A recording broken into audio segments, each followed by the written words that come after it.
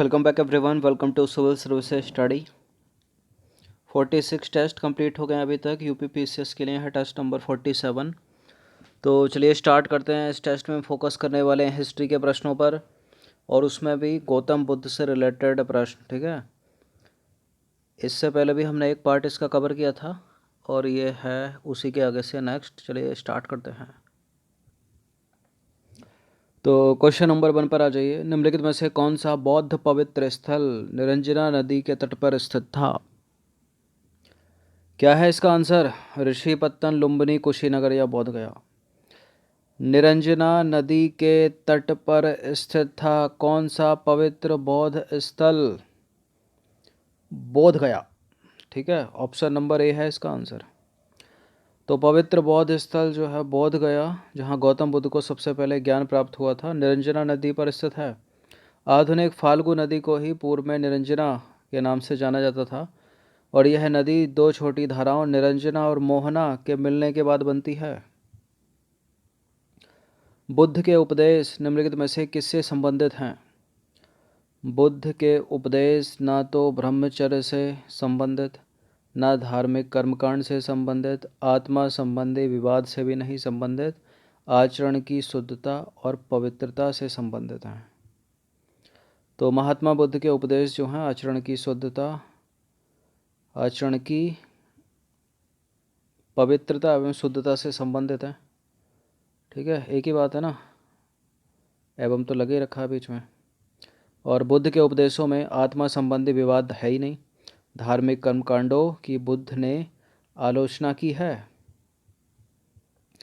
गौतम बुद्ध ने अपनी मृत्यु के उपरांत बौद्ध संघ के नेतृत्व के लिए इनमें से किसे नामित किया था?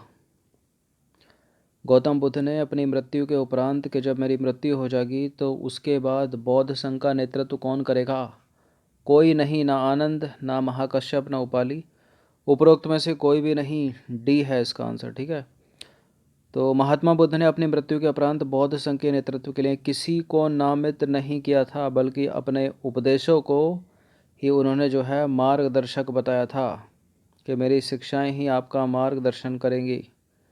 ठीक है, क्या है उसमें? धर्म और विनय। ठीक है, उनके। क्वेश्चन नंबर 4 पर आ जाइए। बौद्ध संघ में भिक्षुणी के रूप में स्त्रियों के प्रवेश की अनुमति बुद्ध द्वारा दी गई थी। बौद्ध संघ में भिक्षुणी के रूप में स्त्रियों के प्रवेश की अनुमति बुद्ध द्वारा दी गई थी। कहाँ? वैशाली में। कहाँ पर? वैशाली में। तो अपने प्रिय शिष्य आनंद के कहने पर बुद्ध ने वैशाली में स्त्रियों को बौद्ध संघ में भिक्षुणी के रूप में प्रवेश करने की अनुमति प्रदान की थी। बौद्ध संघ में सबसे पहले शामिल होने वाली स्त्री का नाम क्या है? प्रजापति गोमती, महाप्रजापति गोमती। क्वेश्चन नंबर 5 पर आ जाइए। निम्नलिखित में से किस बौद्ध साहित्य में महात्मा बुद्ध ने नैतिक एवं सिद्धांत संबंधित प्रवचन संकलित किए हैं? किसमें? विनय पिटक, सुत्त पिटक, अभिधम्म पिटक या फिर जातक कथाएं? किसमें? किस बौद्ध साहित्य में महात्मा बुद्ध ने नैतिक एवं सिद्धांत संबंधी प्रवचन जो हैं वो संकलित किए हैं? किसमें? सुत्त पिटक में। तो सुत्त पिटक में महात्मा बुद्ध ने नैतिक एवं सिद्धांत संबंधी प्रवचन संकलित किए हैं, अर्थात इनमें बौद्ध धर्म के सिद्धांत एवं उपदेश संग्रह है। ठीक है,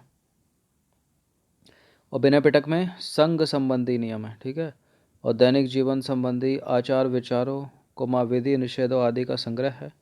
और जातकों में क्या है? बुद्ध के पूर्व जन्म की कहानियाँ संग्रहित है। ये इंपॉर्टेंट है, पूछा हुआ है कि बुद्ध की जातक कथाओं में क्या है? बुद्ध के पूर्व जन्म की कहानियाँ हैं। क्वेश्चन नंबर 6 पर आ जाइए। अशोक राम विहार निम्नलिखित में से किस स्थान पर था? किस स्थान पर था? पाटलिपुत्र में था। कहाँ पर था? Pataliputra, option number B. तो देखिए, प्रसिद्ध बौद्ध महावंश के अनुसार मौर्य शासक अशोक ने कहाँ पर? पाटलिपुत्र में अशोक राम विहार को निर्मित किया था। क्वेश्चन नंबर 7 पर आ जाइए। वह स्तूप स्थल जिसका संबंध भगवान बुद्ध के जीवन की किसी भी घटना से नहीं रहा। कौन सा इनमें? कुशीनगर में तो मृत्यु से रिलेटेड है, ठीक है। सारनाथ में उपदेश दिए, बोध गया में ज्ञान प्राप्त हुआ। सांची नहीं है, मध्य प्रदेश बी। तो देखिए, बोध गया का स्तूप स्थल भगवान बुद्ध की ज्ञान प्राप्ति से, सारनाथ हो गया धर्म चक्र प्रवर्तन यानी पहले उपदेश से, कुशीनगर हो गया उनकी मृत्यु से, सांची बुद्ध के जीवन की किसी भी घटना से संबंधित नहीं है, ठीक है। सांची के स्तूप मध्य प्रदेश की धरोहर है। अनात्मवाद सिद्धांत है साख्य का, वेदांत का, बौद्ध दर्शन का, जैन दर्शन का। अनात्मवाद, आत्मा में विश्वास नहीं, बौद्ध दर्शन। तो बौद्ध दर्शन में अनात्मवाद का सिद्धांत गौतम बुद्ध के प्रतीत्य समुत्पाद के सिद्धांत से ही सिद्ध होता है। इसे जो है निरात्मवाद भी कहा जाता है, ठीक है। क्वेश्चन नंबर 9 पर आ जाइए। गौतम बुद्ध को एक देवता का स्थान किस राजा के युग में प्राप्त हुआ? गौतम बुद्ध को एक देवता के समान बना दिया किसने? कनिष्क के काल में हुआ था। ऐसा भी है इसका आंसर। तो कनिष्क के शासनकाल में संपन्न हुई थी चतुर्थ बौद्ध संगति। इसमें बौद्ध धर्म हीनयान और महायान नामक दो स्पष्ट एवं स्वतंत्र संप्रदायों में विभाजित हो गया था। महायान शाखा में बुद्ध को देवता माना गया, उनकी पूजा की जाने लगी और इस प्रकार कनिष्क के काल में बौद्ध धर्म की महायान शाखा के तहत गौतम बुद्ध को एक देवता का स्थान प्राप्त हुआ। महात्मा बुद्ध की खड़ी प्रतिमा निम्नलिखित में से किस काल में बनाई गई? बुद्ध की खड़ी प्रतिमा बनी है किसमें? कुषाण काल में, बी यानी कनिष्क का काल। तो कुषाण काल में ही गांधार एवं मथुरा कला शैली के तहत बुद्ध एवं बोधिसत्व की बहुसंख्यक मूर्तियों का निर्माण हुआ, ठीक है। खड़ी मुद्रा और बैठी मुद्रा। क्वेश्चन नंबर 11 पर आ जाइए। इनमें से कौन से शासक ने बौद्ध मत के विस्तार में योगदान ही नहीं दिया? तो इनका तो नाम है कनिष्क ने दिया, अशोक ने दिया, हर्षवर्धन ने दिया, नहीं दिया तो किसने? पुष्यमित्र शुंग ने, ठीक है। डी है इसका आंसर। तो देखिए, अशोक हो गए, कनिष्क हो गए, हर्षवर्धन ने जो है बौद्ध धर्म के विकास में योगदान दिया, जबकि शुंग वंश के शासक पुष्यमित्र शुंग ने मगध साम्राज्य पर अधिकार जमाकर जहां एक और यवनों के आक्रमण से देश की रक्षा की, वहीं दूसरी ओर देश में शांति और व्यवस्था की स्थापना करके वैदिक धर्म एवं आदर्शों की पुनः प्रतिष्ठा की। तो वैदिक धर्म पर फोकस करने लगे वो। क्वेश्चन नंबर 12 पर आ जाइए। महायान बौद्ध धर्म में बोधिसत्व अवलोकितेश्वर को और अन्य किस नाम से जाना जाता है? महायान बौद्ध धर्म में बोधिसत्व अवलोकितेश्वर को और किस दूसरे नाम से जाना जाता है? पद्मपाणि। किस नाम से? पद्मपाणि। प्रश्न इंपॉर्टेंट है, रिपीटेड भी है, पहले पूछा गया है प्रीवियस ईयर की परीक्षाओं में। तो बौद्ध दर्शन में बोधिसत्व को अवलोकितेश्वर की स्थिति जो है महामंडित है, और बोधिसत्वों ने यह निश्चय किया था कि वे तब तक बुद्ध नहीं बनेंगे जब तक कि सभी मनुष्य को वो निर्वाण प्राप्त नहीं हो जाता, ठीक है। वस्तुतः बौद्ध धर्म में हिंदू धर्म का प्रभाव जो है परिलक्षित होता है, और अवलोकितेश्वर को पद्मपाणि के नाम से जाना जाता है। शून्यता का सिद्धांत का प्रतिपादन करने वाला बौद्ध दार्शनिक कौन था? किसने दिया है शून्यता का सिद्धांत? इंपॉर्टेंट है प्रश्न।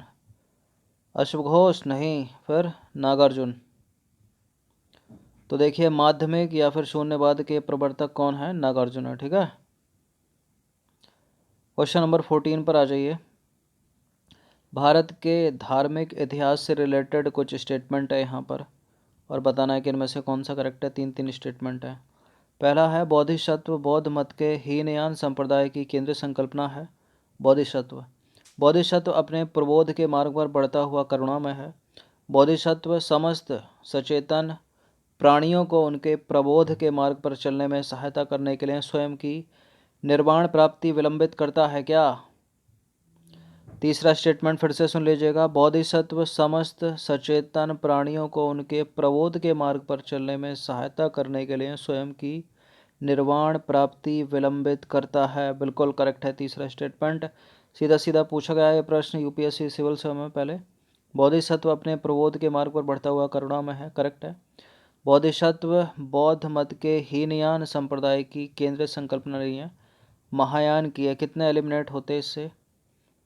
ये कट जाता, मतलब 50-50 पे टंग जाती बात। या तो ये है, तो बी और दूसरा दोनों सही हैं, दूसरा तीसरा दोनों सही हैं, बी है इसका आंसर। ठीक है, तो देखिए बोधिसत्व जो है बौद्ध मत के महायान संप्रदाय का आदर्श एवं केंद्रीय संकल्पना है। बाकी अन्य जो है दोनों करेक्ट हैं, पहला गलत है, हीनयान की नहीं है।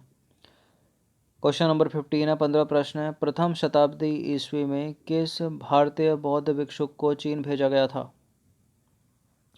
किसको भेजा गया था? नागार्जुन को। ठीक है, जिसने माध्यमिक या शून्यवाद का सिद्धांत दिया है। तो नागार्जुन जो है कनिष्क के दरबार की एक महान विभूति था, और चीनी मान्यता के अनुसार नागार्जुन ने चीन की यात्रा करके वहाँ बौद्ध शिक्षा प्रदान की थी। ठीक है, तो बौद्ध से रिलेटेड, गौतम बुद्ध से रिलेटेड ये 15 प्रश्न, इसका पार्ट 1 ऑलरेडी कंप्लीट हो चुका है, पार्ट 2 है। ठीक है, इनकी प्रैक्टिस करके एक बार रिवीजन कर लेना। धन्यवाद। इस पूरी की पूरी टेस्ट सीरीज़ की प्लेलिस्ट का लिंक आपको डिस्क्रिप्शन बॉक्स में मिल जाएगा, वहाँ पर आप टेस्ट नंबर 1 से लेकर 47 तक पहुँच सकते हो। यह देखिए, इस टेस्ट सीरीज़ के साथ यूपीएससी सिविल सेवा की टेस्ट सीरीज़ भी चल रही है 2021 के लिए, और 27 तारीख को जो है बीपीएससी का एग्ज़ाम है, उसकी भी टेस्ट सीरीज़ चल रही है, उसका भी लिंक डिस्क्रिप्शन बॉक्स में है। जितने भी टेस्ट हैं सबकी प्रैक्टिस कर लीजिए बार बार। धन्यवाद।